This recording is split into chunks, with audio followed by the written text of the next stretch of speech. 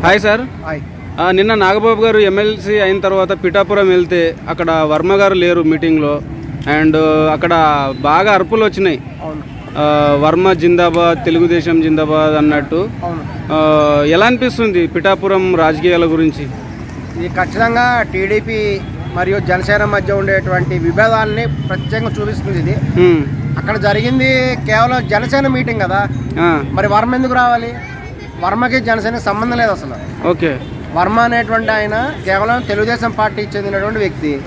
ఆయన ఇదివరకు అక్కడ ఎమ్మెల్యే పోటీ చేశాడు, అదే ఆయన బ్యాక్గ్రౌండ్. కూటమిలోనే ఉన్నాడు కదా వర్మ కూడా. కూటమిలో ఉన్నాడు. ఆయన తెలుగుదేశం పార్టీ చెందిన వ్యక్తి. కూటమిలో ఉంది చంద్రబాబు నాయుడు. ఆయన వర్మ ఆయన చంద్రబాబు నాయుడు ఏం చెప్తే చేస్తాడు. మరి ఎందుకు ఆ విధంగా అక్కడ అల్లర్లు, అంటే కొంచెం సౌండ్లు కూడా వర్మ జిందాబాద్ అన్నట్టు అంటున్నారు? కానీ అన్నారు, ఖచ్చితంగా అన్నారు. ఎందుకంటే అది ఇది నాగబాబు చేతులారు చేసుకున్న పని. నాగబాబు గారు అలా అనకూడదు కదా, తప్పు కదా ఆయన అలా అనటము.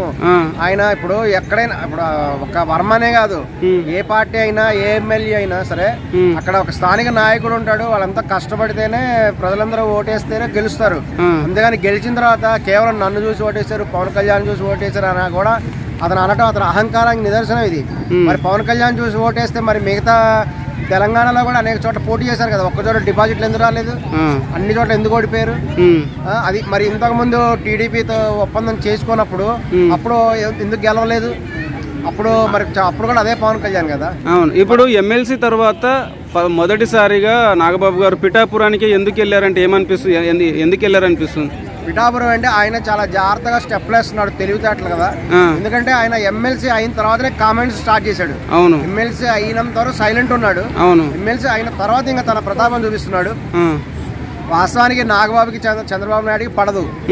ఎందుకంటే చిరంజీవి గారి టైంలోనే వాళ్ళిద్దరు పడేది కాదు. వాళ్ళిద్దరు రాజకీయంగా ఎంతో విభేదించారు. రీసెంట్ గా నాగబాబు గారిది గతంలో ఉన్న ఒకటి ట్విట్టర్ లో మెసేజ్ కూడా వైరల్ అవుతుంది. ఏ మెసేజ్ అంటే అభివృద్ధి ఉండదు అన్నట్టు, చంద్రబాబు నాయుడు గురించి పాత అన్నిటి ప్రజారాజ్యం ఉన్నప్పుడు తీవ్రంగా దూషించారు కదా, చంద్రబాబు నాయుడు తీవ్రంగా దూషించడం జరిగింది. చాలా వ్యతిరేకంగా కూడా పోరాడారు కదా. చిరంజీవి గారు చాలా ప్రయత్నం చేశారు, కానీ ఆయనకి మెజారిటీకి సరిపడినంత టికెట్ రాలేదు. అప్పుడు మొన్న జనసేన ఆవిర్భావ సభలో పవన్ కళ్యాణ్ గారు ఓన్లీ వాళ్ళ అభిమానులు గెలిపించుకున్నారు, పవన్ కళ్యాణ్ గారికి చూసి ఓట్లు వేశారు అన్న మాట మాకు ఎవడన్నా గెలిపించాడు అనుకుంటే వాడిని కర్మనే అని అన్నాడు నాగబాబు గారు.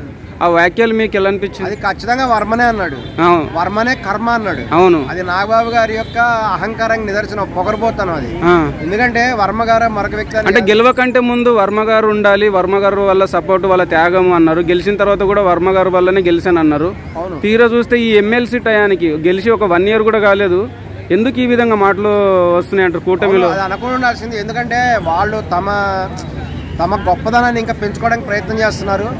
వాళ్ళు అనటం ఏంటంటే వాళ్ళ యొక్క రీసెర్చ్ ప్రకారము పవన్ కళ్యాణ్కి ఓటు బ్యాంకు పెరిగింది. డిప్యూటీ చీఫ్ మినిస్టర్ అయిన తర్వాత ఆయన పరపతి పెరిగింది. ఇప్పుడు ఇవరకు 6% ఓటు బ్యాంక్ ఉంటే ఇప్పుడు 8 నుంచి 10% ఓటు బ్యాంక్ వచ్చింది. కాబట్టి వాళ్ళకి సహజంగానే మేము బాగా డెవలప్ అవుతున్నాం అనేటువంటి స్థితిలో వాళ్ళు ఆలోచనలో వాళ్ళు ఉన్నారు.